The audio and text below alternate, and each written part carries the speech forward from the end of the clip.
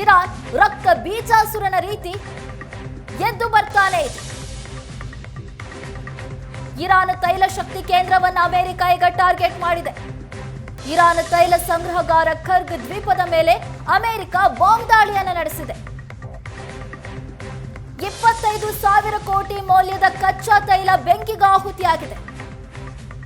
Israel ಮತ್ತು America ದಾಳಿಯನ್ನ ಮಾಡ್ತಾ ಇದ್ರೆ ಇರಾನ್ ಪ್ರತಿ ದಾಳಿಯನ್ನ ಮಾಡ್ತಾ ಇದೆ. ಹಾಗಾದ್ರೆ ಖರ್ಗ್ ಮೇಲಿನ ದಾಳಿಗೆ ಪ್ರತೀಕಾರವನ್ನ ತೀರಿಸಿಕೊಳ್ಳುತ್ತಾ ಇರಾನ್ ಗಲ್ಫ್ ರಾಷ್ಟ್ರಗಳ ಮೇಲಿನ ದಾಳಿಯನ್ನ ಮತ್ತಷ್ಟು ತೀವ್ರಗೊಳಿಸುತ್ತಾ ಇರಾನ್ ಈಗಾಗಲೇ ದುಬೈ, ಕತಾರ್, ಓಮನ್ ದೇಶಗಳ ಮೇಲೆ ಇರಾನ್ ಅಟ್ಯಾಕ್ ಮಾಡ್ತಾ ಇದೆ.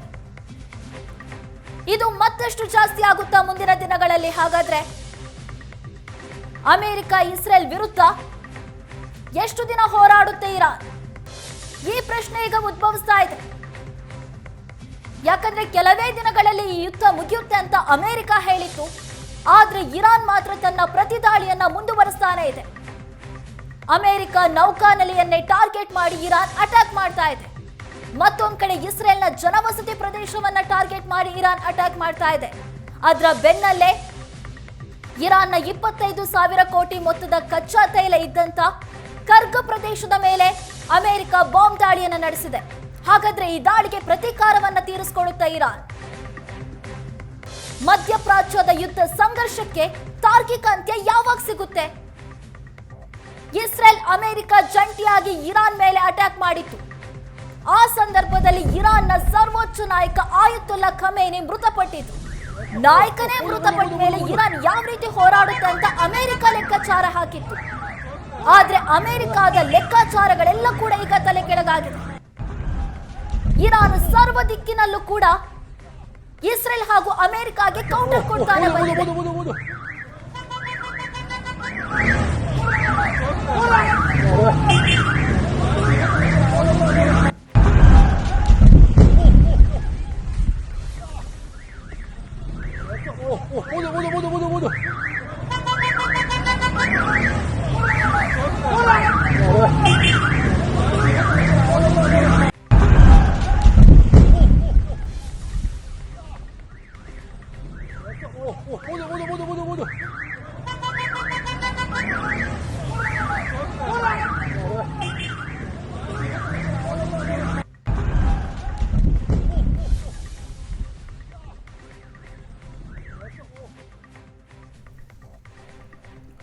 ಹದಿನೈದನೇ ದಿನಕ್ಕೆ ಯುದ್ಧ ಹೊಸ ಟರ್ನ್ ಒಂದನ್ನು ತೆಗೆದುಕೊಂಡು ಯಾವ ದ್ವೀಪ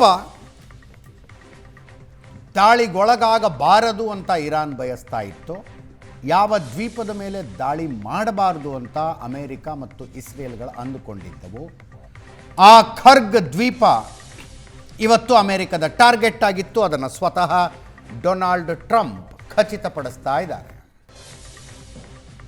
ಇದು ಯುದ್ಧಕ್ಕೆ ಸಿಕ್ಕ ಹೊಸ ಟರ್ನ್. ಇರಾನ್ ಇದೇ ಖರ್ಗ್ ದ್ವೀಪದಿಂದ ತನ್ನ ಆಯಿಲ್ ಎಕ್ಸ್ಪೋರ್ಟ್ನ 90% ಹ್ಯಾಂಡಲ್ ಮಾಡ್ತಾ ಇತ್ತು. 24 ಸ್ಕ್ವೇರ್ ಕಿಲೋಮೀಟರ್ನಷ್ಟೇ ಇರುವ ದ್ವೀಪ, 24 ಸ್ಕ್ವೇರ್ ಕಿಲೋಮೀಟರ್ ಮಾತ್ರ. ಇರಾನಿನ ಒಟ್ಟಾರೆ ಗಾತ್ರಕ್ಕೆ ಹೋಲಿಸಿದರೆ ತುಂಬ ಸಣ್ಣದು. ಆದರೆ ಇರಾನಿನ ಆಯಿಲ್ ಎಕ್ಸ್ಪೋರ್ಟ್ನ 90% ಇದು ಹ್ಯಾಂಡಲ್ ಮಾಡ್ತಾ ಇತ್ತು. Per day 7 million barrels of oil.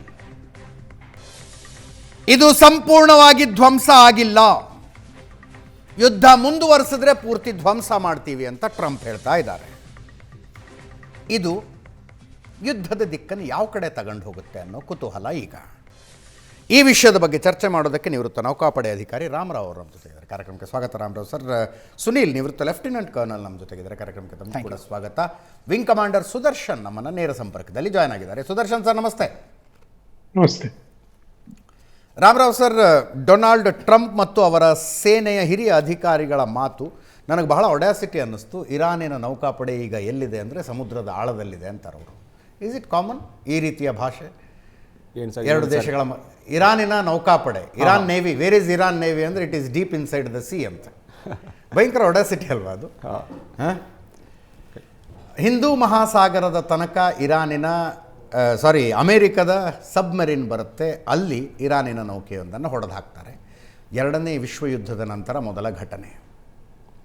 ಏನಾಯಿತು ಇದು as you all know IFR ಅಂತ ಪ್ರೋಗ್ರಾಮ್ ಆಗಿತ್ತು ರೀಸೆಂಟ್ಲಿ. IFR ಅಂತ ಪ್ರೋಗ್ರಾಮ್ ಮಾಡಿಕೊಂಡು ಇರಾನ್ ಶಿಪ್ಸು 3 ಶಿಪ್ಸು ಇಲ್ಲಿಂದ ಸ್ಟಾರ್ಟ್ ಆಗಿದೆ. ಆಮೇಲೆ ಆದಮೇಲೆ 3 ಶಿಪ್ಸ್ನಲ್ಲಿ 2 ships luckily nothing happen. 1 ship attack ಆಗಿತ್ತು, ಸಬ್ಮರೀನ್ US ಸಬ್ಮರೀನ್ ಅಟ್ಯಾಕ್ ಮಾಡಿದೆ. 2 ಶಿಪ್ಸು ಸದ್ಯಕ್ಕೆ US ಅಟ್ಯಾಕ್ ಮಾಡಿದ್ಮೇಲೆ ಈ ಶ್ರೀಲಂಕನ್ ನೇವಿ ಹೆಲ್ಪ್ ಮಾಡಿ ಒಂದು 80 people actually killed in the incident. 32 people save ಮಾಡಿಕೊಂಡು they are going back to 42 dead bodies in hand over ಮಾಡಿದ್ರು. So now the 2 ships are docked at the Sri Lankan Navy jetty so that they will not be attacked again. That is the present. One of them is in Cochin. One of them in Cochin. Okay. Okay. That is less. I am not aware. Okay. ನಮ್ಮ ವಿದೇಶಾಂಗ ಸಚಿವರೇ ಅದನ್ನು confirm ಮಾಡಿದ್ದಾರೆ. Sir, ಇದು most prized property of Iran is attack today. Correct. Kharg island. Where will it take the war towards ಅಂತ? ಯಾವ ಕಡೆ ತಗೊಂಡು ಹೋಗುತ್ತೆ? See, now the attack, what is happening, Iran has got enough capacity. Save ಮಾಡೋಕ್ಕೆ Iran ಏನು strategy ನಮಗೆ ಏನು ಅನ್ನಿಸ್ತಾ ಇದೆ ಅಂದರೆ, Iran is just waiting all the ammunition of US to be exhausted because US is showering the ammunition. ಏನಾಯಿತು, ಒಂದು missile ಇರಾನಿಂದ ಬಂದಮೇಲೆ 100 ಮಿಸೈಲ್ಸ್ ಇಲ್ಲಿಂದ ಮಾಡ್ತಾರೆ, 30 ಇರಲಿ, Patriot ಇರಲಿ. So just waiting for the ಒಂದು ಎಕ್ಸಾಂಪಲ್ ನಾನು ಹೇಳ್ತೀನಿ. ಮೊಹಮ್ಮದ್ ಅಲಿ ಅಂತ ಒಂದು ದೊಡ್ಡ ಬಾಕ್ಸರ್ ಇದ್ದಾರೆ, ವರ್ಲ್ಡ್ ಚಾಂಪಿಯನ್. ಅವ್ರ ಸ್ಟ್ರಾಟಜಿ ಏನಿದೆ ಗೊತ್ತಾ, ಅವ್ರು ಫಸ್ಟ್ ಅಟ್ಯಾಕ್ ಮಾಡೋದಿಲ್ಲ, ಅವ್ರು ಸ್ವಲ್ಪ ಅಟ್ಯಾಕ್ ಮಾಡ್ತಾರೆ. ಅವರ ಅಪೋನೆಂಟ್ಗೆ ಕಂಪ್ಲೀಟ್ ಎಕ್ಸಾಸ್ಟ್ ಆಗಬೇಕು, ಅಟ್ಯಾಕ್ ಸುಸ್ತಾಗಬೇಕು. ಎಕ್ಸಾಸ್ಟ್ ಆದಮೇಲೆ ವೆಯ್ಟ್ ಮಾಡಿ ಈ takes punches some time, he avoids the punches. At the end of the day after 1 round 2 rounds he gets exhausted. ಆ ಸ್ಟ್ರಾಟಜಿ ನಾನು ಏನು ಅನಿಸ್ತಾ ಇದೆ Iran is following, because Iran whatever missiles it is shooting at the US, Israel, the expense point of view look at ತುಂಬ ಕಡಿಮೆ rate ಅದು $1ಗೆ US ಸದ್ಯಕ್ಕೆ $40 expend ಮಾಡ್ತಾರೆ ಡಿಫೆಂಡ್ ಮಾಡೋಕ್ಕೆ. ಆ ಥರ ಏನು ಮಾಡ್ತಾರೆ, ಲೆಕ್ಕ ಕೊಟ್ವಿ. ಇರಾನಿನ ಬೇಸಿಕ್ ಶಾಹಿದ್ ಡ್ರೋನ್ 18 ಲಕ್ಷ ರೂಪಾಯಿಗೆ ತಯಾರಾಗುತ್ತೆ ಇಂಡಿಯನ್ ಕರೆನ್ಸಿಯಲ್ಲಿ. 18 ಲಕ್ಷ ಅಂದರೆ ಏನ್ರಿ, 2 ಸ್ಟ್ರೋಕ್ ಎಂಜಿನ್ ಹಾಕ್ತಾರೆ ಅವರು, ಅದಕ್ಕೆ ಚೀನಾದಿಂದ ಇಂಪೋರ್ಟ್ ಮಾಡ್ಕೊಂಡಿದ್ದು. 2 ಸ್ಟ್ರೋಕ್ ಎಂಜಿನ್ನ ಬಳಕೆ ಭಾರತದಲ್ಲಿ ನಿಂತು ಹೋಗಿದೆ. ನಮ್ಮ ಕಾಲೇಜ್ ಡೇಸ್ನಲ್ಲಿ ನನ್ನ ಫೇವ್ರೇಟ್ ಬೈಕ್ ಇತ್ತು, ಏನೋ Yamaha RX 100 ನನ್ನ ಫೇವ್ರೇಟ್ ಬೈಕ್ ಅದು. ಅದೇ ಎಂಜಿನನ್ನು ಹಾಕ್ಕೊಂಡು ಅವರು ಡ್ರೋನ್ ಮಾಡ್ತಾರೆ. 18 ಲಕ್ಷದಲ್ಲಿ ತಯಾರಾಗುತ್ತೆ ಅವ್ರದ್ದು ಎಂಟೈರ್ ಡ್ರೋನ್. 18 ಲಕ್ಷದಲ್ಲಿ ತಯಾರಾಗುತ್ತೆ. ಒಂದು ಸಲಕ್ಕೆ 5, 10, 15, 20 ಹಾರಿಸ್ಕೊಂಡಿರ್ತಾರೆ. ಗುಡ್ ಸ್ಟ್ರಾಟಜಿ ಅದು ಹಂಗೆ ನೋಡಿದ್ರೆ. ಕರೆಕ್ಟ್. ನಮ್ಮ ಪ್ರಕಾರ Iran is observing that strategy continues. But I really appreciate Iran strategy. ಏನಂದರೆ ಒಬ್ಬರೇ being a 1% is attacking US, Israel, attacking all Middle East countries. ಅಂದರೆ ನೋಡಿರಿ, if it is any other country in its place it would have come on the knees by now. ಹೌದು. But Iran ಆ ಥರ ಇಲ್ಲ. I really appreciate ಎಷ್ಟು strategically is playing the role in the war. But I am sure one point of view they will realize that no point of waging the war, and there should be somebody who is mediating. India should get into that, or I will ಅನೇಕ ದೇಶಗಳಿಂದ ಒತ್ತಡ ಬರ್ತಾ ಇದೆ ಭಾರತ ಮಧ್ಯಸ್ಥಿಕೆ ವಹಿಸಬೇಕು ಅಂತ. But on what capacity I didn't understand. ಸುಮಾರು ಜನ ಏನು ಹೇಳ್ತಾರೆ, India should take mediation. Now it should get into the play. What India is doing. India is friend for every countries who are involved.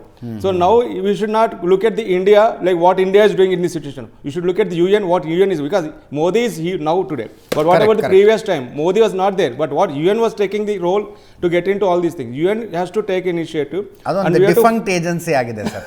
United Nations ಅನ್ನೋದು ಇದೆಯೋ ಇಲ್ಲವೋ, ಇದ್ರದ್ದು ಏನು ಮಾಡ್ತಾ ಇದೆ, ಎಲ್ಲಿದೆ, ಯಾವನು. Nobody is discussing about the UN. We are discussing India, what India is doing, why. BRICS should do a balancing game ಅಂತ ಇನ್ನೊಬ್ಬರು ಶುರು ಮಾಡಿದ್ದಾರೆ. ಎಸ್ ಸುನಿಲ್ ಸರ್, ಕಾರ್ಗ್ ದ್ವೀಪದ ಮೇಲೆ ದಾಳಿ. ನಾವು ಅಂದ್ಕೊಂಡಿದ್ದು ಎರಡೂ ಕಡೆಯವರ ಮಧ್ಯದಲ್ಲಿ ಒಂದು ಅನ್ರಿಟನ್ ರೂಲ್ ಇದೆ, ಆ ದ್ವೀಪದ ಕಡೆ ಒಂದು ಬಾಂಬ್ ಹಾಕಬಾರ್ದು ಅಂತ. Rule is broken today. Good evening to you and all the fellow panellist.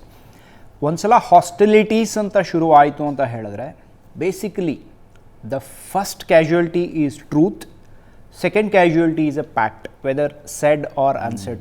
ನೀವು ಕೇಳಿರ್ಬೋದು, everything is fair in love and war. ಹೌದು ಹೌದು. ಈಗ ಏನಾಗಿದೆ ಅಂತ ಹೇಳಿದ್ರೆ, ಇರಾನ್ ಸೋಲ್ತಾ ಇಲ್ಲ, ಇಸ್ರೇಲ್ ಆ್ಯಂಡ್ ಅಮೆರಿಕಾ ಗೆಲ್ತಾ ಇಲ್ಲ.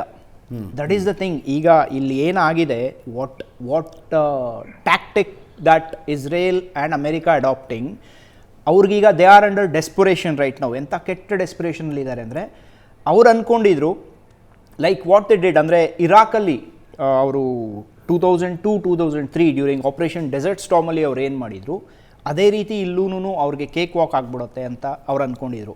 ಆದರೆ ಅದೇ ಇರಾಕ್ ವಾರ್ 2002 ಟೈಮಲ್ಲಿ ಅಮೇರಿಕಾ ಇರಾಕ್ಗೆ ಏನು ಮಾಡ್ತು ಅದರಿಂದ ಇರಾನ್ ಪಾಠ ಕಲಿತು ಇವತ್ತು ಯಾವ ರೀತಿ ರಿಟ್ಯಾಲಿಯೇಟ್ ಮಾಡ್ತಿದೆ ಅಂತ ಹೇಳಿದ್ರೆ ಅವರಿಬ್ಬರಿಗೂ ಗೊತ್ತಾಗ್ತಿಲ್ಲ, ನೀವು ಇನ್ನಷ್ಟು ಅಟ್ಯಾಕ್ ಮಾಡಿ ಅವ್ರು ಬೀಳಲ್ಲ.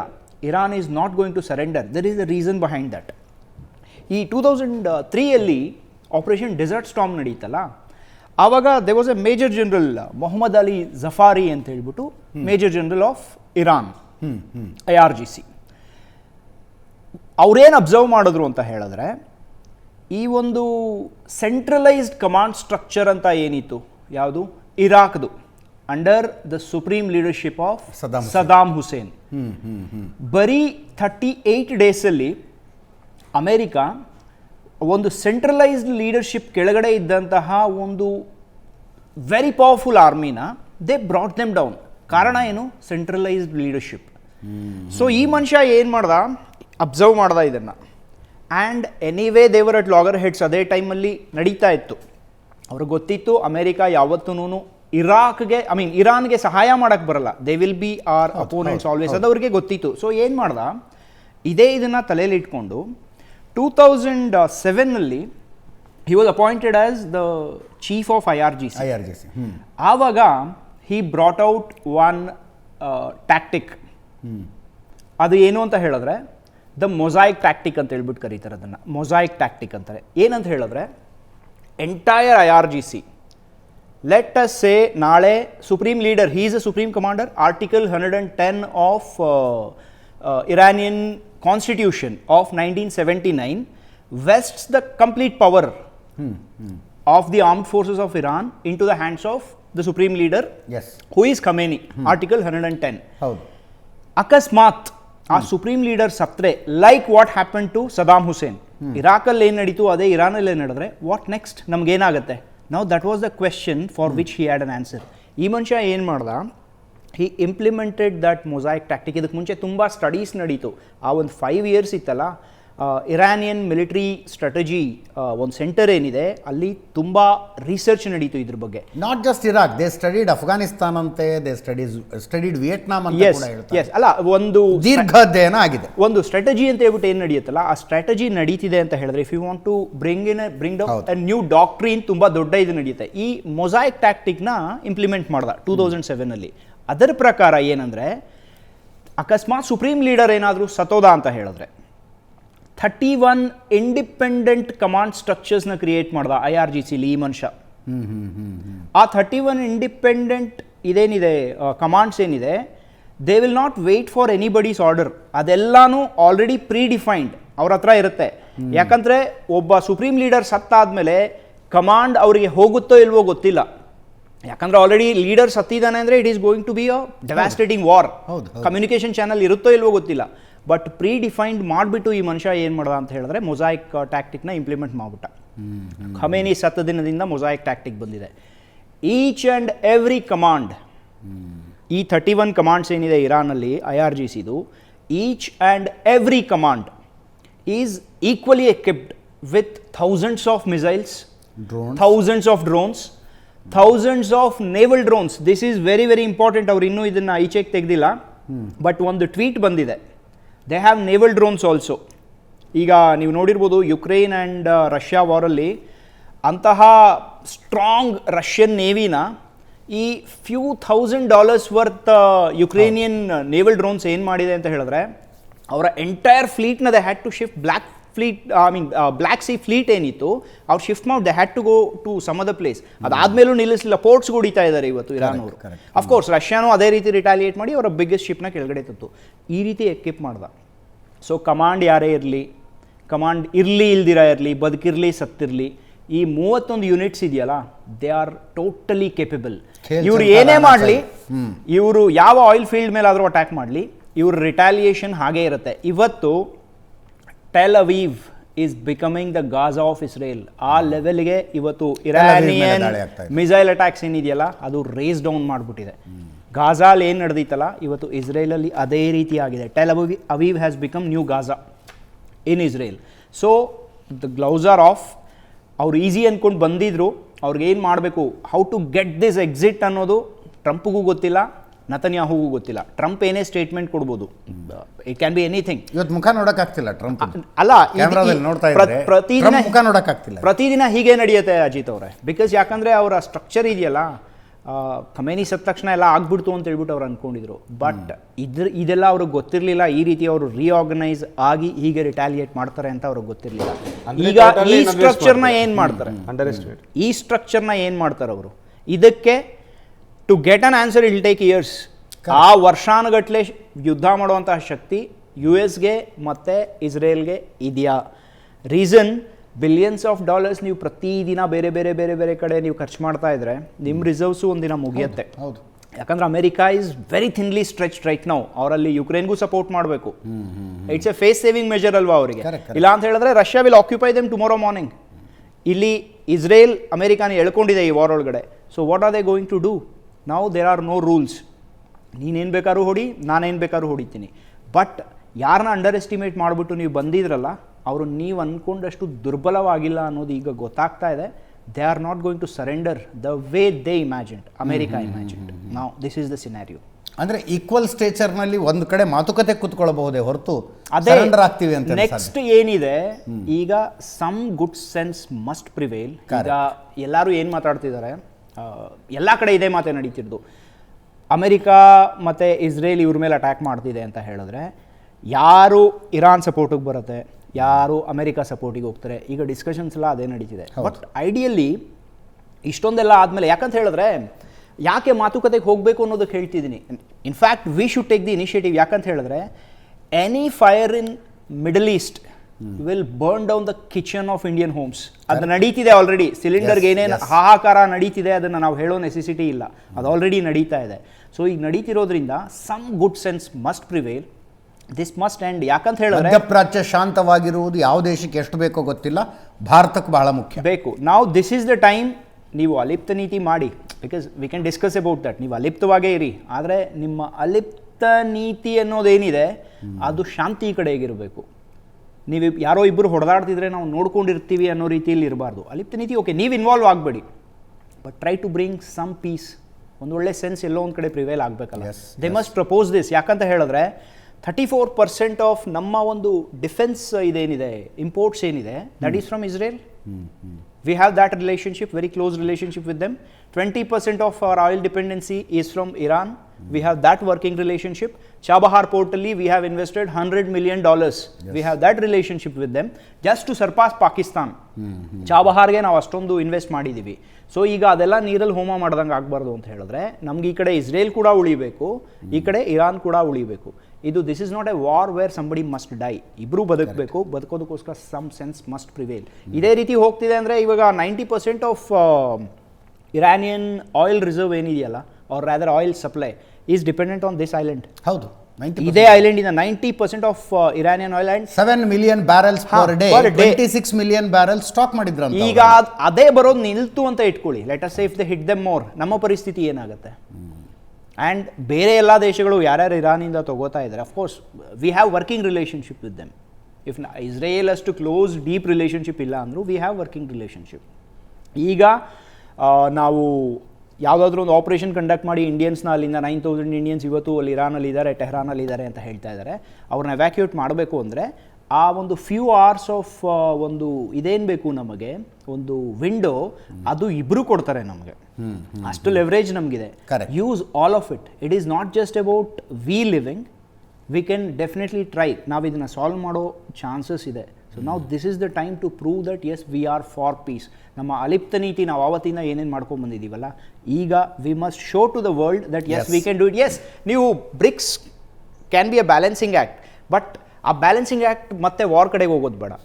Let BRICS bring the peace. Yes. Wing commander Sudarshan sir, America Israel ಗೆಲ್ತಾ ಇಲ್ಲ, ಇರಾನ್ ಸೋಲ್ತಾ ಇಲ್ಲ. ಈ ಯುದ್ಧ ಮುಗಿಯೋದು ಹೆಂಗೆ ಅಂತ ನಮಗಂತೂ ಗೊತ್ತಾಗ್ತಿಲ್ಲ. ನೋಡಿ, ಹಲವಾರು ವಿಶ್ಲೇಷಕರು ಇದರ ಬಗ್ಗೆ ಮಾತಾಡ್ತಾ ಇದ್ದಾರೆ. ಇದರಲ್ಲಿ 3 ಸಾಧ್ಯತೆಗಳಿದೆ. ಒಂದು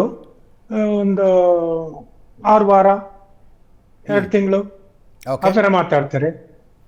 ಇನ್ನೊಂದು ಇಟ್ಸ್ ಎ ಫ್ರೋಸನ್ ಆಕ್ಟಿವಿಟಿ ಅಂತ, ಅಂದ್ರೆ ಇದು ಒಂದು ಸ್ವಲ್ಪ ತಣ್ಣಗಾಗುತ್ತೆ, ಮತ್ತೆ ಶುರುವಾಗುತ್ತೆ. ಓಕೆ. ಆಮೇಲೆ going by the track record of Iran ಮತ್ತೆ Iraq war which happen for 8 long years. Okay. So ಅಷ್ಟೊಂದು ರೆಸಿಲಿಯನ್ಸ್ ಇದೆ ಇರಾನ್ಗೆ ಅಂತ ಅವ್ರು ಆಗ್ಲೇ ಪ್ರೂವ್ ಮಾಡಿದ್ದಾರೆ.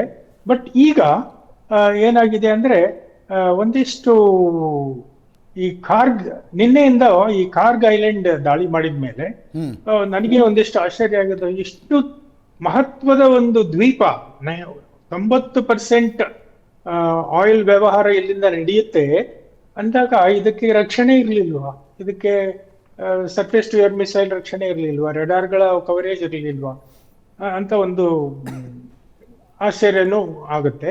ಇನ್ನೊಂದು ಏನು ಅಂದ್ರೆ ನೋಡಿ ನೀವು ರಕ್ಷಣೆ ಬಗ್ಗೆ ಮಾತಾಡಿದ್ರಲ್ಲ ವಿಂಗ್ ಕಮಾಂಡರ್ ಸುದರ್ಶನ್ ಸರ್, ಈ ಯುದ್ಧ ಶುರುವಾದಾಗಿನಿಂದ ನನಗೆ ಅನ್ಸೋದು ಇಡೀ ಇರಾನೇ ಒಂದು ಸುಯಿಸೈಡ್ ಮೋಡಿಗೆ ಬಂದುಬಿಟ್ಟಿತ್ತು ಅಂತ. ಅದರ್ವೈಸ್ ಒಂದು ದೇಶ ಇಷ್ಟೊಂದು ಅಪಾಯದಲ್ಲಿರುವಂಥದ್ದು ಏರ್ ಡಿಫೆನ್ಸ್ ಸಿಸ್ಟಮ್ ಡೆವಲಪ್ ಮಾಡುವುದರ ಬಗ್ಗೆ ಗಮನ ಕೊಡಬೇಕಾಗಿತ್ತು ಅವರು. Air defence system was very weak. ತುಂಬ ಜನ ಹೇಳ್ತಾರೆ ಇಲ್ಲ ಅವ್ರ ಮೇಲೆ ಸ್ಯಾಂಕ್ಷನ್ಸ್ ಇತ್ತು, ಏರ್ ಡಿಫೆನ್ಸ್ ಸಿಸ್ಟಮ್ ಖರೀದಿ ಮಾಡೋದಕ್ಕಾಗ್ತಿರ್ಲಿಲ್ಲ. ಆ ಎಲ್ಲ ಸ್ಯಾಂಕ್ಷನ್ಗಳ ಮಧ್ಯದಲ್ಲಿ ಡ್ರೋನ್ಗಳನ್ನು, ಚೀಪ್ ಡ್ರೋನ್ಗಳನ್ನು ಹೆಂಗೆ ಮಾಡೋದು ಅನ್ನೋದು ಕಲ್ಕೊಂಡ್ರು, ಚೀಪ್ ಮಿಸೈಲ್ಗಳನ್ನು ಹೆಂಗೆ ಮಾಡೋದು ಅನ್ನೋದು ಕಲ್ಕೊಂಡ್ರು. ಈಗ ತಮ್ಮನ್ನು ತಾವು ರಕ್ಷಣೆ ಮಾಡಿಕೊಳ್ಳಬೇಕು, ತನ್ನ ಜನರನ್ನು ರಕ್ಷಣೆ ಮಾಡಿಕೊಳ್ಳಬೇಕು ಅನ್ನುವ ತುಡಿತಾ ಇರುವ ದೇಶ ಫಸ್ಟ್ ಶತ್ರುವಿನ ದಾಳಿಯನ್ನು ಹಿಮ್ಮೆಟ್ಟಿಸುವುದರ ಬಗ್ಗೆ ತಯಾರಿ ಮಾಡಿಕೊಳ್ಳುತ್ತೆ. ಇವರು ಹಿಮ್ಮೆಟ್ಟಿಸುವ ಬಗ್ಗೆ ತಯಾರಿ ಮಾಡಿಕೊಂಡಿಲ್ಲ, ಶತ್ರುವಿನ ಮೇಲೆ ದಾಳಿ ಮಾಡುವುದಕ್ಕೆ ಬೇಕಾದ ತಯಾರಿಗಳನ್ನು ಮಾಡಿಕೊಂಡ್ರು. So many drone, so many missiles. ಕೆಲವರು ಹೇಳ್ತಾ ಇದ್ರು ಇನ್ನೂ 2014 ತನಕದ ಸ್ಟಾಕ್ ಖಾಲಿ ಮಾಡ್ತಿದ್ದಾರಂಥವ್ರು. ಅಂದರೆ 10 ವರ್ಷಗಳಲ್ಲಿ ತಯಾರಿಸಿರುವ ಡ್ರೋನ್ಗಳು ಇನ್ನೂ ಪೆಂಡಿಂಗ್ ಇದಾವೆ ಅವ್ರ ಹತ್ರ ಅಟ್ಯಾಕ್ ಮಾಡೋದಕ್ಕೆ ಅಂತ. ಸೊ ಈ ದ್ವೀಪದ ರಕ್ಷಣೆಗೆ ಏನೂ ಮಾಡಲಿಲ್ಲವಾ? ನನಗೇನು ಆಶ್ಚರ್ಯ ಅನ್ಸೋದಿಲ್ಲ.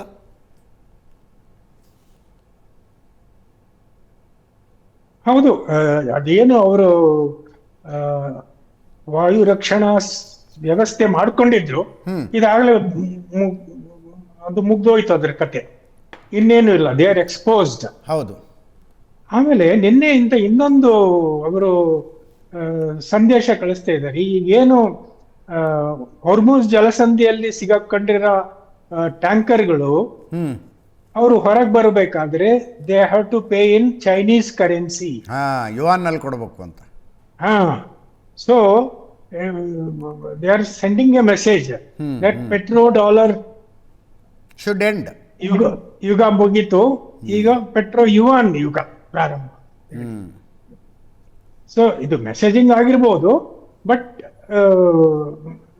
ಇದಕ್ಕೆ ಟ್ರಂಪ್ನಂತ ಒಬ್ಬ ಈಗೋಯಿಸ್ಟ್ ಪರ್ಸನ್ಗೆ ಬಲವಾದ ಪೆಟ್ಟು. ಹೌದು, ಆಬ್ವಿಯಸ್ಲಿ ಇಡೀ ಅಮೆರಿಕದ ಸ್ಟ್ರೆಂಗ್ತೇ ಡಾಲರು. ಹೌದು, ಡಾಲರ್ ಬಿದ್ದೋದ್ರೆ ಅಮೆರಿಕ ದಿವಾಳಿ ಆಗ್ಬಿಡುತ್ತೆ. ಈ ಡಾಲರ್ ಹೇಜಿಮನಿ ಏನಿರುತ್ತೆ, ಈ ಟ್ರಂಪ್ ಎಲೆಕ್ಟ್ ಆದ ಬಂದಾಗಿನಿಂದನೂ ಅವನಿಗೆ ಬ್ರಿಕ್ಸ್ ಅಂದ್ರೆ ಒಂಥರ ಅಲರ್ಜಿ. ಎಸ್. ಸೊ ಈಗ ಈ ಬ್ರಿಕ್ಸ್ ದೇಶ, because Iran is a part of BRIC conglomerate. So ಇಲ್ಲಿಂದನೇ ಸಂದೇಶ ಅದು ಶುರುವಾದ್ರೆ ಮುಂದೆ ಏನಾಗಬಹುದು ಅಂತ ಅಮೆರಿಕಕ್ಕೆ ಚಿಂತೆ ಮಾಡೋ ವಿಷಯನೂ ಇದೆ. ಎಸ್. ಬಟ್ ನಮ್ಮ ಡಿಪ್ಲೊಮ್ಯಾಟಿಕ್ ಇವರು ಹೇಳಿದ್ರಲ್ಲ, ನಮ್ಮ ಇವರು ಮೊಸಾಯಿಕ್ ಡಿಫೆನ್ಸ್ ಬಗ್ಗೆ, ಅದು ಕರೆಕ್ಟ್. ಅವರು ಮೊಸಾಯಿಕ್ ಡಿಫೆನ್ಸ್ ನಲ್ಲಿ ಯಾವ್ಯಾವ ರೀತಿ ಅಳವಡಿಸ್ಕೊಂಡಿದ್ರು ಅಂದ್ರೆ they even catered for killing of Khomeini. Okay okay. then they said okay, IRGC it became totally decentralized. IRGC also has Army, Navy, Air Force. ಅವಕ್ಕೆಲ್ಲ ಡಿಸೆಂಟ್ರಲೈಸ್ ಮಾಡಿ ಇವ್ರ ಹತ್ರ ಏನು ಅಫೆನ್ಸಿವ್ ವೆಪನ್ಸ್ ಇದೆಯಲ್ಲ ಇದನ್ನೆಲ್ಲ ಹಂಚ್ಬಿಟ್ರು. ಸೊ ನಾವ್ everybody is like a free electron. They can do whatever they want, whatever in their area of responsibility. So ಹೀಗಾಗಿ ಇದು ಸದ್ಯಕ್ಕೆ ನಿಲ್ಲೋದಿಲ್ಲ. ಇನ್ನು ಪಿಕ್ಚರ್ ಅಭಿ ಬಾಕಿ ಹೇ ಅಂತ ಹೇಳ್ತಾರಲ್ಲ, ಆತರ ಇನ್ನು ನಡೆಯಲಿದೆ. ನನಗೆ ಸಮುದ್ರದಲ್ಲಿ ನಕ್ಷತ್ರ ಮೀನು ಅಂತಾರೆ, ಸ್ಟಾರ್ ಫಿಶ್ ನೆನಪಾಗ್ತಾ ಇದೆ. ಅದನ್ನು ಕತ್ತರಿಸಿ ತುಂಡು ಮಾಡಿದ್ರೆ ಎಷ್ಟು ತುಂಡು ಮಾಡ್ತೀರೋ ಅಷ್ಟು ತುಂಡುಗಳ ಸ್ಟಾರ್ ಫಿಶ್ ಆಗಿ ಕಚ್ಚಕ್ಕೆ.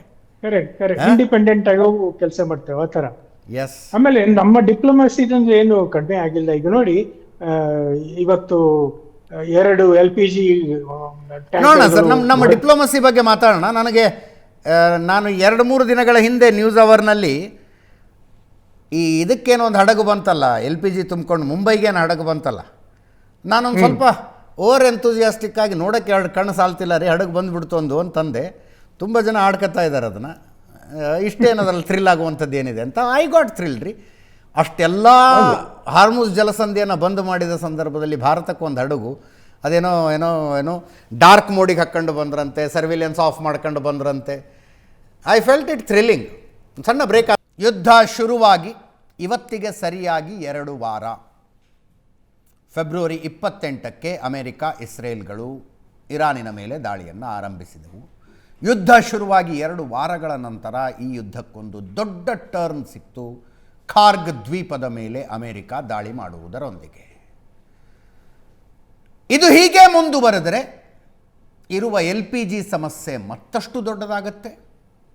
ಈಗ ಇಲ್ಲದೇ ಇರುವ ಪೆಟ್ರೋಲ್ ಡೀಸೆಲ್ ಸಮಸ್ಯೆ ಶುರುವಾಗತ್ತೆ, ಮೇಲ್ನೋಟಕ್ಕೆ ಅನ್ನಿಸ್ತಾ ಇರೋದು. ಸೊ ಲೆಫ್ಟಿನೆಂಟ್ ಕರ್ನಲ್ ಸುನಿಲ್ ಅವರಿದ್ದಾರೆ. ಸುನಿಲ್ ಅವರೇ, ನಮ್ಮ ಸರ್ಕಾರ ಇಶ್ಯೂ ಹ್ಯಾಂಡಲ್ ಮಾಡ್ತಾ ಇರೋ ರೀತಿ ಏನು ಅನ್ನಿಸ್ತಾ ಇದೆ ನಿಮಗೆ? ಒಂದು ನೆಗೆಟಿವ್ ಅಂತ let me start with something very negative. ಯಾಕಂದರೆ ನಾವು 2025 ಜೂನಲ್ಲಿ 12 ಡೇ ವಾರ್ ಆಗಿತ್ತು. ವಾರಲ್ಲಿ ಇಸ್ರೇಲ್ ಅಟ್ಯಾಕ್ ಮಾಡ್ತು, ಲಾಸ್ಟಲ್ಲಿ ಅಮೇರಿಕಾ ಬಂತು, ಫೋರ್ಡೋ ಮತ್ತು ನಟಾನ್ಸ್ಗೆ ಅಟ್ಯಾಕ್ ಮಾಡ್ತು, ಅಲ್ಲಿಗೆ ಅದು ಮುಗೀತು. ಬಟ್ ಎಲ್ರಿಗೂ ಗೊತ್ತಿತ್ತು ಅವರ ನ್ಯೂಕ್ಲಿಯರ್ ಫೆಸಿಲಿಟಿ ತಯಾರು ಮಾಡಿಬಿಡ್ತಾರೆ, ಅವರ ತಯಾರಿಯನ್ನು ಹ್ಯಾಂಪರ್ ಮಾಡೋದಕ್ಕೋಸ್ಕರ ಮಾಡಿದ್ರು. ಅವರ ಇದು ಬಂಕರ್ ಬಸ್ಟರ್ಸ್ ಏನು ಕರೀತಾರೆ, ಡೀಪ್ ಪೆನಿಟ್ರೇಟಿಂಗ್ ಬಾಂಬ್ಸ್ ಏನಿದೆ ಅದನ್ನು ಯೂಸ್ ಮಾಡಿಬಿಟ್ಟು ಆಯಿತು ಅಲ್ಲಿಗೆ ಆಯಿತು ಅಂತ ಹೇಳ್ಬಿಟ್ಟು ಮುಗಿಸ್ಬಿಟ್ರು 12 ಡೇಸಲ್ಲಿ. But one thing the world neglected at that point is, ಅಲ್ಲೇನೂ ಡ್ಯಾಮೇಜ್ ಆಗೇ ಇರಲಿಲ್ಲ. ಡ್ಯಾಮೇಜ್ ಆಗಿದೆಯೋ ಇಲ್ವೋ ಇದು ಕನ್ಫರ್ಮ್ ಮಾಡೋಕ್ಕೆ ಯಾರೂ ಇರಲಿಲ್ಲ. ಬಿಕಾಸ್ ಟ್ರಂಪ್ ಹೇಳಿದ್ರು ಡ್ಯಾಮೇಜ್ ಮಾಡಿದ್ದೀವಿ. ಟ್ರಂಪ್ ತುಂಬ ಹೇಳ್ತಾರೆ ಸರ್, ಟ್ರಂಪ್ ತುಂಬ ಹೇಳ್ತಾರೆ, ಆಯ್ತಾ? ಸೊ ಹೇಳೋದೆಲ್ಲ ನಂಬಕ್ಕೆ. So what I am trying to say is, ಇದಾದಮೇಲೆ ಅವರ ಒಂದು ಎನ್ರಿಚ್ಮೆಂಟ್ ಏನಿದೆಯಲ್ಲ, 440.9 ಕಿಲೋಗ್ರಾಮ್ಸ್ ಆಫ್ ಯುರೇನಿಯಂನ ಇರಾನ್ ಏನಿದೆ ಅದು 60% ಇದಕ್ಕೆ ಎನ್ರಿಚ್ ಮಾಡ್ಕೊಂಡು ಅದನ್ನು ಇಟ್ಕೊಂಡಿತ್ತು.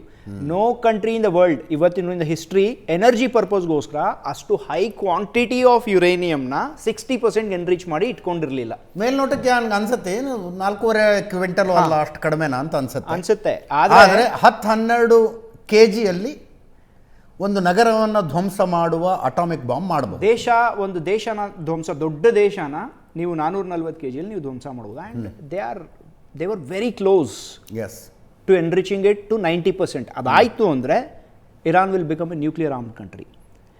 ಇದು ಒಂದು ಫ್ಯಾಕ್ಟ್ ಏನಿತ್ತಲ್ಲ, ದ ಅಥೆಂಟಿಸಿಟಿ ಆಫ್ ಅಮೆರಿಕನ್ ಕ್ಲೇಮ್ನ ಪ್ರಪಂಚ ಆವಾಗ ಏನು ಇನ್ಕ್ಲೂಡಿಂಗ್ ಇಂಡಿಯಾ ನಂಬಿಡ್ತು. ನೀವೇನು ಪ್ರಿಪ್ರೇಷನ್ ಮಾಡಿದ್ರಿ ಆಮೇಲೆ ಇವನ್ ಫಾರ್ ದಿಸ್ ವಾರ್ ಈಗ ಏನು ನಡೀತಾ ಇದೆ, ಇದಕ್ಕೆ ಅಮೇರಿಕಾ ಆಲ್ಮೋಸ್ಟ್ 2 months ಮುಂಚೆಯಿಂದನೇ ಬಿಲ್ಡಪ್ ಮಾಡ್ತಿತ್ತು. ಅವರ ಕ್ಯಾರಿಯರ್ ಸ್ಟ್ರೈಕ್ ಗ್ರೂಪ್ಸ್ ಏನಿದೆ ಅದನ್ನೆಲ್ಲನೂ ಡೈವರ್ಟ್ ಮಾಡ್ತು ಟುವರ್ಡ್ಸ್ ಗಲ್ಫ್ ಆಫ್ ಓಮನ್ ಕಡೆಗೆ.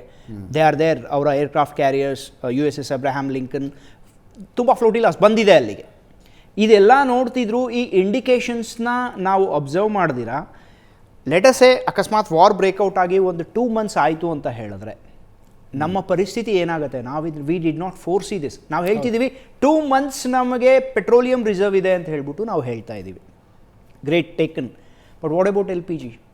ನಮ್ಮದು 90% LPG ಈಸ್ ಫ್ರಮ್ ಔಟ್ಸೈಡ್. ಅದೂ ಸ್ಟ್ರೇಟ್ ಆಫ್ ಹರ್ಮೂಸ್ ಕಡೆಯಿಂದನೇ ಬರಬೇಕು ಅಂತ ಎಲ್ಲರಿಗೂ ಗೊತ್ತು. ಅಕಸ್ಮಾತ್ ಏನಾದರೂ ಸ್ಟ್ರೇಟ್ ಆಫ್ ಹರ್ಮೂಸ್ನ ಇರಾನ್ ಏನಾದರೂ ಬ್ಲ್ಯಾಕ್ಔಟ್ ಮಾಡ್ತು ಅಂತ ಹೇಳಿದ್ರೆ, ಇಫ್ ಇಟ್ ಬ್ಲಾಕ್ಸ್ ಇಟ್, ಅದಾಯಿತು ಅಂತ ಹೇಳಿದ್ರೆ ಆಗಿದೆ, ಅರ್ಥ ಆಯ್ತಾ? ಅದು ಬ್ಲಾಕ್ ಆಯಿತು ಅಂತ ಹೇಳಿದ್ರೆ ನಮ್ಮ ಪರಿಸ್ಥಿತಿ ಏನಾಗುತ್ತೆ? ಪೈಪ್ಲೈನ್ಸಲ್ಲಿ ನಾವು ಜಾಸ್ತಿ ತೊಗೊಳಕ್ಕಾಗಲ್ಲ, ಬರುತ್ತೆ ಪೈಪ್ಲೈನ್ಸಿಂದ. ಬಟ್ ಈಗ ನೀವು ಆಲ್ಟರ್ನೇಟ್ ಏನಾದರೂ ಹುಡುಕಕ್ಕೆ ಶುರು ಮಾಡಿದ್ರೆ ತುಂಬ ಟೈಮ್ ಆಗುತ್ತೆ. ನೀವು ಅದಕ್ಕೆ did you cater for it? ಒಂದು 2 months ವಾರ್ ನಡೆದ್ರೆ LPG ಆರ್ ರಾದರ್ LNG ಅಂತ ನಾವೇನು ಕರಿತೀವಿ, ಲಿಕ್ವಿಡ್ ನ್ಯಾಚುರಲ್ ಗ್ಯಾಸ್ ಅಂತ ನಾವೇನು ಕರಿತೀವಿ, ಅದಕ್ಕೋಸ್ಕರ ನಿಜವಾಗ್ಲೂ ಇಂಡಿಯಾ ರೆಡಿ ಆಯಿತಾ? ಬಿಕಾಸ್ ನಮ್ಮ ಮೇಜರ್ ಡಿಪೆಂಡೆನ್ಸಿ ಇದ್ದಿದ್ದೇ ಇದ್ರ ಮೇಲೆ. ಅಲ್ಲಿ ವಾರ್ ಏನಾದರೂ ಬ್ರೇಕ್ಔಟ್ ಆಯಿತು ಅಂತ ಹೇಳಿದ್ರೆ the first thing that we see is ನಮ್ಮ ಎನರ್ಜಿ ಸಪ್ಲೈಸ್ ಏನಿದೆ ಅದು ಕಟ್ಟಾಗುತ್ತೆ. ಇದು ನಮ್ಮ ಮೇನ್ ಕನ್ಸರ್ನ್ ಇರಬೇಕಿತ್ತು. Did you cater for it? ಈಗ ಶುರುವಾದ್ಮೇಲೆ ಅಂದರೆ ಬೇಸಿಕ್ಲಿ ನಾವು ಡಿನಯಲ್ ಮೋಡಲ್ಲಿದ್ವಿ. ಇಲ್ಲ ಏನೂ ಆಗಲ್ಲ, ನೀವು ಹೇಳಿದ್ರಲ್ಲ ಟ್ರಂಪ್ ಹೇಳ್ತಿದ್ರು ಅಂತ ಹೇಳ್ಬಿಟ್ಟು. ಸೊ ಟ್ರಂಪ್ ಹೇಳ್ತಿದ್ದಾರೆ ಅಂತ ಹೇಳ್ಬಿಟ್ಟು we were in the denial mode. We did not prepare for it. ಪರಿಸ್ಥಿತಿ ಈಗ ಎಲ್ಲಿ ಬಂದು ನಿಂತಿದೆ? This is the first thing. ಇದಕ್ಕೆ ನಾವು ಕೇಟರ್ ಮಾಡಬೇಕಿತ್ತು. This is a lesson for the future. ನಾವು coming back to the diplomacy angle ನಾವು ಬಂದ್ವಿ ಅಂತ ಹೇಳಿದ್ರೆ, ಯು ಎನ್ನಲ್ಲಿ ಒಂದು ಇದೇನಿದು ರೆಸಲ್ಯೂಷನ್ ಎಗೇನ್ಸ್ಟ್ ಇರಾನ್ನ ವಿತ್ 134 ಕಂಟ್ರೀಸ್ ಇಂಡಿಯಾ ಸಪೋರ್ಟ್ ಮಾಡಿದೆ. ಹೌದು. ಬಟ್ ಒಂದು ಮೇಜರ್ ಫ್ಯಾಕ್ಟರ್ ಏನಿದೆ ಅಂದರೆ ನಮ್ಮ ಡಿಪ್ಲೊಮೆಸಿ ಎಷ್ಟು ಚಾಣಾಕ್ಷತೆಯಿಂದ ಕೆಲಸ ಮಾಡ್ತಿದೆ ಅನ್ನೋದನ್ನು ಈಗ ಜನ ಎಲ್ಲ ತುಂಬ ಕರ್ಸ್ ಮಾಡ್ತಿದ್ದಾರೆ ಇಂಡಿಯಾನ. ಪ್ರಪಂಚ ಎಲ್ಲ ಹೇಳ್ತಿದೆ ಈ ರೀತಿ ಆಗಿದೆ ಅಂತ ಬಿಟ್ಟು. ಬಟ್ ಒಂದು ಫ್ಯಾಕ್ಟರಲ್ಲಿ ಒಂದು ಮಿಸ್ಔಟ್ ಆಗ್ತಿದೆ ಅಜಿತ್ ಅವರೇ. ಏನಂತ ಹೇಳಿದ್ರೆ, ಇಂಡಿಯಾ ಏನಕ್ಕೆ ವೋಟ್ ಮಾಡಿದೆ ಅಲ್ಲಿ ವಿತ್ 134 ಕಂಟ್ರೀಸ್? ಇರಾನ್ ಇತರ ದೇಶಗಳ ಮೇಲೆ ದಾಳಿ ಮಾಡಿದ್ದು ತಪ್ಪು ಅಂತ ಅಲ್ವಾ? ಹೌದು. ಯಾವುದು ಆ ಇತರ ದೇಶಗಳು? GCC countries. ಇಸ್ರೇಲ್ ಅಟ್ಯಾಕ್ ಮಾಡಿದೆ, US ಅಟ್ಯಾಕ್ ಮಾಡಿದೆ ಇರಾನ್ ಮೇಲೆ. ಆ ರೆಸಲ್ಯೂಷನ್ ಏನು ಪಾಸ್ ಆಗಿದೆ, ಆ ರೆಸಲ್ಯೂಷನಲ್ಲಿ ಇಸ್ರೇಲ್ ಹೆಸರಿಲ್ಲ. So basically Israel America Iran ಮೇಲೆ ಅಟ್ಯಾಕ್ ಮಾಡಿರೋದನ್ನಾಗಲಿ, ಇಲ್ಲ ಇರಾನ್ ಇಸ್ರೇಲ್ ಮೇಲೆ ಅಟ್ಯಾಕ್ ಮಾಡಿರೋದನ್ನಾಗಲಿ ಇಂಡಿಯಾ ಹೇಳಿಲ್ಲ ಅದನ್ನು. ಹೌದು ಹೌದು. This is a diplomatic gamble that we have done, we have won in it. ನಾವು ಇರಾನ್ ಎಗೇನ್ಸ್ಟಾಗಿ ಹೋಗಿಲ್ಲ ಇಲ್ಲಿ. ನಾವೇನು ಹೇಳಿದ್ದೀವಿ, this is for our interest. ನಮ್ಮ ಸುಮಾರು 10 ಮಿಲಿಯನ್ ಜನ, 1 ಕೋಟಿ ಜನ ಏನಿದ್ದಾರೆ, they are in these GCC countries. And ನಮ್ಮ ನಿಯರ್ ಅಬೌಟ್ 28% ಆಫ್ ನಮ್ಮ ಫಾರಿನ್ ಎಕ್ಸ್ಚೇಂಜ್ ಏನಿರುತ್ತೆ, ಅಂದರೆ ಫಾರಿನ್ ಕರೆನ್ಸಿ ನಮ್ಮ ಇಂಡಿಯಾಗೆ ಏನು ಬರುತ್ತೆ ಆ ದುಡ್ಡು ಬರೋದು ಅಲ್ಲಿಂದಾನೆ. ತುಂಬ ನಮ್ಮ ದೊಡ್ಡ ಡಿಪೆಂಡೆನ್ಸಿ ಒಂದಿದೆ. ಈ ಇಂಟ್ರೆಸ್ಟಿಂದ ನಾವು ಅದನ್ನು ಮಾಡಿದ್ದೀವಿ. ಬಟ್ ನಾವೆಲ್ಲೂ ಅವರಿಬ್ಬರು ಏನು ಒಬ್ಬರ ಮೇಲೆ ಒಬ್ಬರು ಅಟ್ಯಾಕ್ ಮಾಡ್ಕೋತಿದ್ದಾರೆ, ನಾವು ಅವ್ರಿಗೂ ಸಪೋರ್ಟ್ ಮಾಡಿಲ್ಲ, ಇವ್ರಿಗೂ ನಾವು ಸಪೋರ್ಟ್ ಮಾಡಿಲ್ಲ. ಈ ಒಂದು ಫ್ಯಾಕ್ಟರ್ ಏನಿದೆಯಲ್ಲ, ದಿಸ್ ಈಸ್ ಡಿಪ್ಲೊಮ್ಯಾಟಿಕ್ ವಿನ್. ಯಾಕಂತ ಹೇಳಿದ್ರೆ ಇದನ್ನು ಇರಾನು ಕಂಡೆಮ್ ಮಾಡಿಲ್ಲ, US ಆ್ಯಂಡ್ ಇಸ್ರೇಲ್ ಕೂಡ ಕಂಡೆಮ್ ಮಾಡಿಲ್ಲ.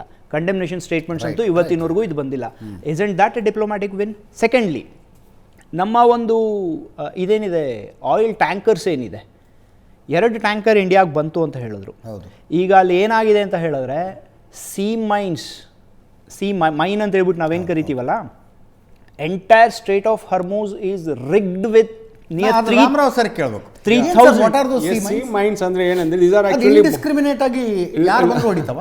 No, sea mines ಅಂದ್ರೆ ಇದೊಂದು ಸ್ಟ್ರಾಟಜಿ ವಾರ್ನಲ್ಲಿ, ಸಿ ವಾರ್ಫೇರ್ನಲ್ಲಿ underground bombs. In simple language ಹೇಳಬೇಕಂದ್ರೆ, these are underground hidden bombs. ನೀವು ಯಾವಾಗಲೂ ಬ್ಲಾಸ್ಟ್ ಮಾಡ್ಬೋದು. If you are planning to destroy enemy ships, pre planned installed bombs under the water. Okay. So ಅದೆಲ್ಲ fix ಇಟ್ಕೊಂಡು ready ಆಗಿದ್ದಾರೆ. In case attack ಮಾಡಿದ್ಮೇಲೆ, requirement ಬಂದಮೇಲೆ ಮಾಡ್ಬೋದು ಅಂತ. ಈಗ ನಾರ್ಮಲಿ ಸಬ್ಮರೈನ್ಸು ಯೂಸ್ ಮಾಡ್ತಾರೆ. ಮತ್ತು ಸಬ್ಮರೈನ್ಸ್ ಏನು ಮಾಡ್ತಾರೆ, ಈ ಬಾಂಬ್ಸ್ಗೆ ಸ್ಕ್ಯಾನಿಂಗ್ ಮಾಡಿ ಕ್ಲಿಯರ್ ಮಾಡ್ತಾರೆ. ಓಕೆ. ಸಬ್ಮರೈನ್ ಕೆಲಸ ಏನಂತೆ, ಸರ್ಫೇಸ್ ಟು ಏರ್, ಅಂಡರ್ ವಾಟರ್ನಿಂದ ಏರ್ಗೆ ಅಟ್ಯಾಕ್ ಮಾಡ್ಬೋದು, surface to submarine to submarine ಮಾಡ್ಬೋದು. ಈ ಇನ್ನೊಂದು ಏನು ಇದಂದರೆ, ಒಂದು ಮೈನ್ ಸ್ವೀಪರ್ಸ್ ಅಂತ ಶಿಪ್ಸ್ ಇರುತ್ತೆ ನೇವಿನಲ್ಲಿ. Mine sweepers. ಅದು what is the role of that mine? So they are very fast. Okay. And they scans the entire area, makes the ground for the big ships to come inside. Okay. When we are into the war, the big ships, we don't put big ships into the risk. These are the like piloting. Abhi CM is going. So you have a pilot, like clear the traffic so that the CM is coming.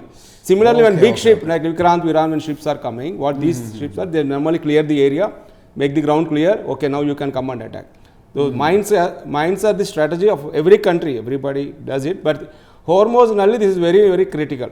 Okay. ನಾವು ಏನಾಗ್ತಾ ಇದೆ, fertilisers ಇನ್ನೊಂದು problem ಆಗ್ತಾ ಇದೆ. 20% of fertilisers come from Gulf countries. ಇವಾಗ what you are looking at, if fertilisers are not coming in time and right proportion, our agriculture will get affected. If agriculture get affected, the low productivity will to spiking of prices. ಇದೆಲ್ಲ ಇನ್ನೊಂದು problem ಇದೆ. ಇದು food ಪ್ರೈಸಸ್ನು ಬರ್ಬೋದು. ನಾವು we are talking about LPG now what US president was saying, don't buy from Russia ಅಂತ ಹೇಳ್ತಾ ಇದ್ದಾರೆ initial. don't buy from Russia. Now what is saying, buy from Russia. Statement change ಮಾಡಿದ್ರು completely 100% flip ಮಾಡಿದ್ದಾರೆ. Now buy from Russia and he is appreciating India for purchasing. Now India is ramping up the purchase from Russia. Yes. See the situation. ನಾವು ಇಲ್ಲಿ ಏನು ಮಾಡ್ಬೋದು ಅಂದರೆ, ಇಂಡಿಯಾನೇ ಮಾಡ್ಬೋದು. ಏನು ಸಿಚುವೇಷನಲ್ಲಿ handle ಮಾಡ್ಬೋದು ಅಂದರೆ ಬೇರೆ ಕಂಟ್ರಿ ಯಾವುದಕ್ಕೂ ಸಾಧನೆಗೆ India is friend for almost all the countries in the world. Especially Iran is a very good friend. Israel was very good. Recently, January 26, he was very good. Like he has a relation. February 26, he was with Netanyahu. They have developed this strength. Back and 28th attack started. The 20th started after 2 days. Now he is more close to Netanyahu than the US president. Now his recent meetings. So he can only think, he can draw out a reason for stopping the war. Iran, what is the drawback of Iran? What is the point which can make the Iran to stop the war. He has to analyze and come with that and go and tell him where enough is enough. Now you stop it. Better you will be the loser. He has to go to the Israel and say enough is enough. Now you better stop it. ಯಾಕೆಂದ್ರೆ ನಿಮಗೆ loss ಆಗುತ್ತೆ. What was the, because same point may not be there for both countries. He may have a different point to convince him. For with Israel it may have a different point. So he has to evaluate what is the point which can make him stop using the weapons and all. Somewhere India, of course, India is putting its diplomatic things. ನಾವು nuclear ವೆಪನ್ಗಳನ್ನು ಮಾಡುವುದಿಲ್ಲ ಅಂತ Iran ಹೇಳಿಬಿಟ್ರೆ ಇವತ್ತಿಗೆ ಯುದ್ಧ ನಿಂತು ಹೋಗ್ಬಿಡುತ್ತೆ. Am I right sir? Absolutely. Yes Sudarshan sir, diplomatic ಫ್ರಂಟ್ನಲ್ಲಿ ಭಾರತ ನಡೆಸ್ತಾ ಇರುವ ಕೆಲಸಗಳು ಸಾಲದ ಫೇಲ್ ಆಗಿದೆಯಾ, ಯಶಸ್ವಿಯಾಗಿದೆಯಾ? ಇಲ್ಲ, ನಾವು ಮೊದಲಿಂದನೂ ಇರಾನ್ ಜೊತೆಗೆ ಒಂದಿಷ್ಟು ಡೆಲಿಕೇಟ್ಲಿ ಬ್ಯಾಲೆನ್ಸ್ಡ್ ಸಂಬಂಧ ಇಟ್ಕೊಂಡಿದ್ದೀವಿ. Whether it is investment in Chabahar or infrastructure ಅವ್ರಿಗೆ ಬಿಲ್ಡ್ ಮಾಡಿಕೊಟ್ಟಿದ್ದು ಅದೆಲ್ಲ ಇದೆ. ಆಮೇಲೆ ಇಲ್ಲಿವರೆಗೂ ನೋಡಿ, ಇರಾನ್ ಬಗ್ಗೆ ನಾವು ಯಾವಾಗಲೂ ಅಡ್ವರ್ಸ್ ಕಮೆಂಟ್ ಕೊಟ್ಟಿಲ್ಲ, ಬಹಳ ತೂಕವಾಗಿ ಮಾತಾಡ್ತಾ ಇದ್ದೀವಿ. ಇರಾನ್ ಭಾರತದ ಬಗ್ಗೆ ತುಂಬಾ ಸಲ ಕೊಟ್ಟಿದೆ. ಹಾ, ಏನು ಮಾಡೋಕ್ಕಾಗಲ್ಲ, ಅದು ಅವರ ಒಂದು DNA. ಈಗ ನೋಡಿ, ಈ ನ್ಯೂಕ್ಲಿಯರ್ ಪೆಡಂಭೂತ ಏನಿದೆ, ಇದನ್ನ ಇರಾನಿನ ಪೆಡಂಭೂತವನ್ನು ಸೃಷ್ಟಿ ಮಾಡಿದ್ದೇ ಅಮೆರಿಕ. ಒಂದಿಷ್ಟು ಟೈಮ್ ಕೊಟ್ರೆ ಹೇಳ್ತೀನಿ ನೋಡಿ. ಎರಡನೇ ವಿಶ್ವಯುದ್ಧದ ಕೊನೆಯ ಇದರಲ್ಲಿ ಹಿರೋಶಿಮಾ ನಾಗಸಾಕಿ ಮೇಲೆ ಯಾವಾಗ ಅಣುಬಾಂಬ್ ಹಾಕಿದ್ರು, ಇಡೀ ಜಗತ್ತೇ ಬೆಚ್ಚಗಾಯ್ತು. ಹೌದು ಹೌದು. ಅಣು ಒಂದು ಕೂಡಲೇ ಎಲ್ಲರೂ ದುಸ್ವಪ್ನ ನೋಡಿದ್ರು. ಅವಾಗ 50ರ ದಶಕದಲ್ಲಿ ಈ ಅಮೆರಿಕನ್ ಅಧ್ಯಕ್ಷ ಐಸನ್ ಹೋವರ್ ಒಂದು ಪ್ಲಾನ್ ಮಾಡಿದ್ರು. ಓಕೆ, ಆಟಮ್ ಫಾರ್ ಪೀಸ್ ಅಂತ ಒಂದು ಸ್ಕೀಮ್. ಅಂದ್ರೆ ಶಾಂತಿಗಾಗಿ ಅಣು. Okay okay. ಅದನ್ನ 9 ದೇಶಗಳಿಗೆ ಹಂಚಿದ್ರು. ಅದರಲ್ಲಿ ಏನು ಅಂದ್ರೆ ಒಂದು centrifuge, small centrifuge, 4 to 5 mega ಇದು basically to produce electricity, megawatt. ಆಮೇಲೆ ಒಂದಿಷ್ಟು ಎನ್ರಿಚ್ ಯುರೇನಿಯಂ ಕೊಟ್ರು. So that was an experiment. ನೀವು ನೋಡಿ, ಈ ಅಣು ಶಕ್ತಿ ಏನಿದೆ ಅದನ್ನ ಮೆಡಿಸಿನ್ಗಾದ್ರೂ ಉಪಯೋಗಿಸ್ಕೋಬಹುದು, ಎಲೆಕ್ಟ್ರಿಸಿಟಿ ಪ್ರೊಡ್ಯೂಸ್ ಮಾಡೋಕ್ಕೂ ಉಪಯೋಗಿಸ್ಕೋಬಹುದು ಅಂತ ಹೇಳಿ ಪ್ರಯೋಗಾತ್ಮಕವಾಗಿ ಯಾರ್ಯಾರಿಗೆ ಕೊಟ್ರು? Somalia, Libya, Lebanon, Syria, Iran, Iraq, ಹೀಗೆ 9 ದೇಶಗಳಿಗೆ ಕೊಟ್ರು. ಆಮೇಲೆ ಈ ವಿಷಯ ಮರ್ತೋಯ್ತು. ಮುಂದಿನ ಪ್ರೆಸಿಡೆಂಟ್ ಯಾರು ಬಂದ್ರು, ಅವ್ರಿಗೆ ಹೇಳಿದ್ರು ಎಂಥದ್ದು ಸ್ಕೀಮ್ ಇದು, ಅವ್ರಿಗೆ ಆಘಾತ ಆಯ್ತು. ನೋಡ್ಕೊಂಬನ್ನಿ, ಒಂದು ರಿಪೋರ್ಟ್ ತಗೊಂಬನ್ನಿ, ಏನ್ ಮಾಡ್ತಿದ್ದಾರೆ ಅಂದ್ರೆ ಎಲ್ಲರೂ ಅಣುಬಾಂಬ್ ಮಾಡ್ತಾರೆ, ಇನ್ಕ್ಲೂಡಿಂಗ್ ಇರಾನ್. ಅವಾಗ ಶಾ ಆಫ್ ಇರಾನ್ ಇದ್ರು. ಹೌದು. ಸೊ ಎಲ್ಲರ ಹತ್ರನೂ ಕಸ್ಕೊಳ್ಳೇಬೇಕಾಯ್ತು. ಕೆಲವು ಕಡೆ ದಾಳಿ ಮಾಡಿ ಕಟ್ಸ್ಕೊಂಡ್ರು, ಕೆಲವು ಕಡೆ ನೆಗೋಷಿಯೇಟ್ ಮಾಡಿ ಕಟ್ಸ್ಕೊಂಡ್ರು. ಆದ್ರೆ Shah of Iran refuse to give. So ಆವಾಗ ಏನಾಯ್ತು, because Shah of Iran was a very good ally of US. Correct. So ಅವನ ಮೇಲೆ ದಾಳಿ ಮಾಡಕ್ಕಾಗ್ಲಿಲ್ಲ. ಈಗ ಏನಾದ್ರು ಮಾಡಿ ಇವನ್ನ ರೆಜಿಮ್ ಚೇಂಜ್ ಮಾಡಬೇಕು ಅಂತೇಳಿ ಬಾಂಗ್ಲಾದೇಶದಲ್ಲಿ ಮಾಡ್ದಂಗೆ ಮಾಡಿದ್ರು. ಹಂಗೆ ಅಲ್ಲಿ ಯಾರು ಕರ್ಕೊಂಡ್ಬಂದ್ರು ಅಂದ್ರೆ Pahlavi Ruhollah Khomeini. He was a M6 spy agent. ಅವಾಗ ಇನ್ನೂ ಆಯತುಲ್ಲಾ ಆಗಿರ್ಲಿಲ್ಲ. ಆಯತುಲ್ಲಾ ಇಸ್ ಬೇಸಿಕಲಿ ಒಂದು ಬಿರುದು. ಯಾವಾಗ ಇಸ್ಲಾಮಿಕ್ ಸ್ಟಡಿನಲ್ಲಿ ಡಬಲ್ PhD ಮಾಡ್ತಾರಲ್ಲ, ಅವರನ್ನ ಆಯತುಲ್ಲಾ ಅಂತ ಕರೀತಾರೆ. ಸೊ ಈ ಆಯತುಲ್ಲಾನ ಬಿರುದು ಕೊಟ್ಟುಬಿಟ್ಟು ಅವರನ್ನ ಇರಾನಿಗೆ ಕರ್ಕೊಂಡು ಬಂದು ಡೂ ದ ಇರಾನಿಕ್ ಇಸ್ಲಾಮಿಕ್ ರೆವಲ್ಯೂಷನ್ ಅಂತ ಹೇಳಿ. ಸೊ 72 ದಶಕದಲ್ಲಿ ಇರಾನಿನ ಶಾಹನ್ನು ಓಡಿಸಿದಾಯ್ತು. ಆಮೇಲೆ ಆಯತುಲ್ಲಾ ಖೊಮೇನಿ ಸ್ಥಾಪಿತಲ್ಲ. ಬಟ್ ಅವನು ವಾಪಸ್ ಕೊಟ್ಟ ನ್ಯೂಕ್ಲಿಯರ್ ಪ್ರೋಗ್ರಾಮ್ ಇಲ್ಲ. ಅವನು ಮಂಡು ಬಿದ್ಬಿಟ್ಟ, ಇಲ್ಲ ನಾನು ಕೊಡೋದೇ ಇಲ್ಲ. ಹೌದು. ಸೊ ಅದು ಹೀಗೆ ಪ್ರಾರಂಭವಾಗಿ ಅಮೆರಿಕ ಕೊಟ್ಟ ದಾನವನ್ನೇ ಈಗ ಇವರು ಕಸಿಕೊಳ್ಳಕ್ಕೆ ನೋಡ್ತಾ ಇದ್ದಾರೆ. ಬಟ್ ಅದು ಆಗಲ್ಲ. It is impossible to take over. ಯಾಕಂದ್ರೆ ಇಫ್ ದೇ ವಾಂಟ್, ಈಗ 60% ಎನ್ರಿಚ್ಮೆಂಟ್ ಬಂದಿದ್ದಾರೆ. If they want to really seriously produce dirty bomb, not full-fledged nuclear bomb, even a dirty bomb which can kill thousands of people and destroy half of the civilization.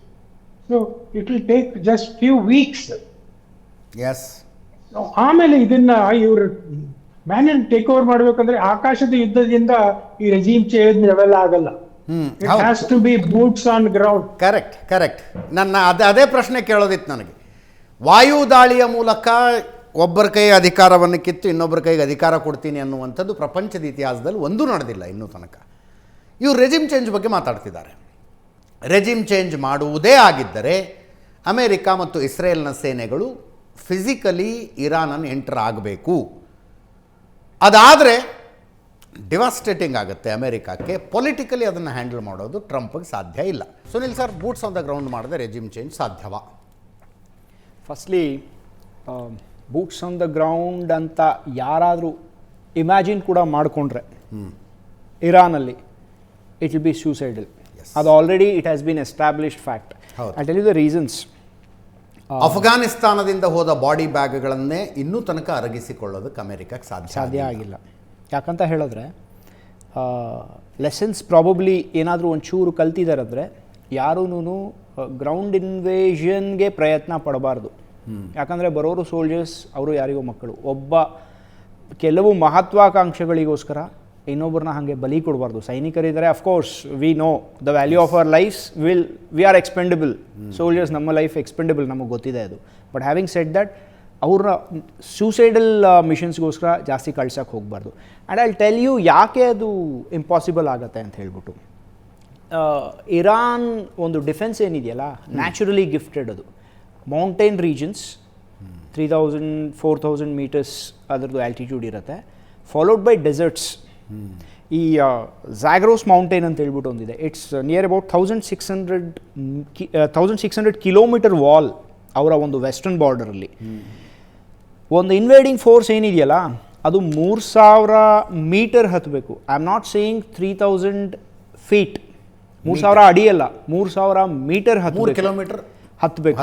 And ನನ್ನ ಒಂದು ಕರಿಯರಲ್ಲಿ 70% ನಾನು ಜಮ್ಮು ಕಾಶ್ಮೀರಲ್ಲೇ ಇದ್ದೆ, including 2 Siachen tenures. ಮೌಂಟೇನ್ಸಲ್ಲಿ altitudes ಜಾಸ್ತಿ, ಒಂದೊಂದು ಹೆಜ್ಜೆನೂ measured ಆಗಿಡಬೇಕು, ಇಲ್ಲ ಪ್ರಾಣ ಯಾವಾಗ ಹೋಗುತ್ತೆ ಅಂತಲೇ ಗೊತ್ತಲ್ಲ. ನೋ ಮ್ಯಾಟರ್ ನೀವೆಷ್ಟು ಫಿಟ್ ಇದ್ದೀರಾ, ನೀವೆಷ್ಟು ಆರೋಗ್ಯವಾಗಿದ್ದೀರಾ, ಎಷ್ಟು ಎಕ್ಸಸೈಸ್ ಮಾಡಿದ್ದೀರಾ, ನಥಿಂಗ್ ವರ್ಕ್ಸ್ ದೇರ್. ಅದಕ್ಕೆ mountains are called as eaters of men ಅಂತ ಕರೀತಾರೆ. ವಾರ್ಫೇರ್ ಟರ್ಮಿನಾಲಜಿಲಿ mountains are called as eaters of men. ಜನ ಹೇಗೆ ಹೋಗ್ತಾರೆ, ಮೌಂಟೇನ್ಸ್ ತಿನ್ಬಿಡುತ್ತೆ ಅವ್ರನ್ನ. ನೀವು ಎಷ್ಟು ಜನ ಕಳಿಸಿದ್ರು ಅದು ಸಾಕಾಗಲ್ಲ. ಸೊ ಝಾಗ್ರೋಸ್ ಇದಾಯಿತು. ಅದಾದಮೇಲೆ ಡೆಸರ್ಟ್ಸ್ ಅವ್ರದ್ದು 2 ಇದಿದೆ. ಸೆಂಟ್ರಲ್ ಪ್ಲಾಟೂಲಿ 2 ಡೆಸರ್ಟ್ ರೀಜನ್ಸ್ ಇದೆ. ಒಂದಲ್ಲಿ ಇರಾನಿನ ಜಿಯೋಗ್ರಫಿ ಅಮೆರಿಕಕ್ಕೆ ಇಸ್ರೇಲ್ಗೆ ಫೇವರೇಬಲ್ ಅಲ್ಲ. ಸಮ್ಮರ್ ಬರ್ತಾ ಇದೆ, ದಸ್ತೆ ಲುಟ್ ಮತ್ತು ದಸ್ತೆ ಕಾವಿರ್ ಅಂತ ಟೆಂಪ್ರೇಚರ್ 55 ಡಿಗ್ರೀಸಿಗೆ ಹೋಗುತ್ತೆ. ಒಂದು ಮೌಂಟೇನ್ಸಲ್ಲಿ ಜನ ಮಾತ್ರ ಹತ್ತು ಬರ್ಬೋದು, ಅವ್ರು ಫಸ್ಟ್ ಅದನ್ನು ದಾಟಬೇಕು. ಡೆಸರ್ಟ್ಸ್ಗೆ ಬರಬೇಕಂದ್ರೆ they have to get their tanks. ನಿಮ್ಮ ಏರ್ ಫೋರ್ಸ್, ನಿಮ್ಮ ಮಿಸೈಲ್ಸ್ ಏನೂ ಕೆಲಸ ಮಾಡಲ್ಲ. ಟೆಂಪ್ರೇಚರ್ 55 to 60 ಡಿಗ್ರೀಸಿಗೆ ಹೋಗುತ್ತೆ ಅಲ್ಲಿ. ಸಮ್ಮರ್ಸ್ ಈಗ ಬರ್ತಾ ಇದೆ, ಇನ್ವೈಟ್ ಮಾಡ್ತಾರಾ ಇವರು? ಒಂದು ಲಾಸ್ಟ್ ಕ್ವಿಕ್ ಆನ್ಸರ್ ರಾಮರಾವ್ ಸರಿಂದ. Sir, air force has started this war, navy will end this, ಹೌದಾ?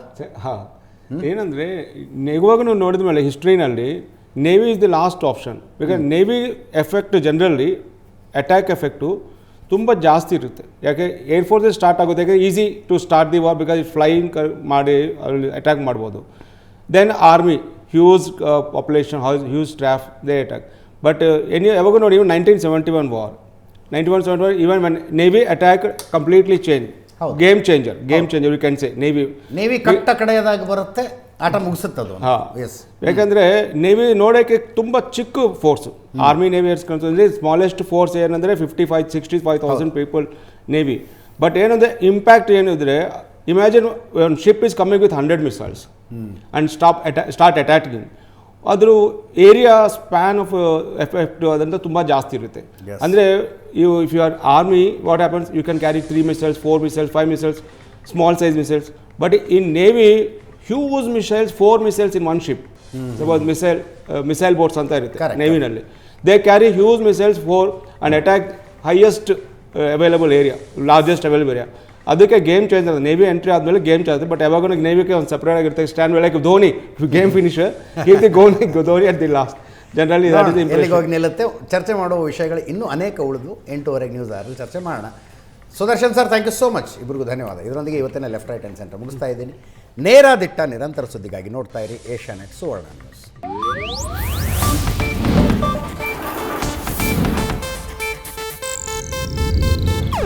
ಇದು ಏಷ್ಯಾನೆಟ್ ನ್ಯೂಸ್ ನೆಟ್ವರ್ಕ್ ಪ್ರಸ್ತುತಿ.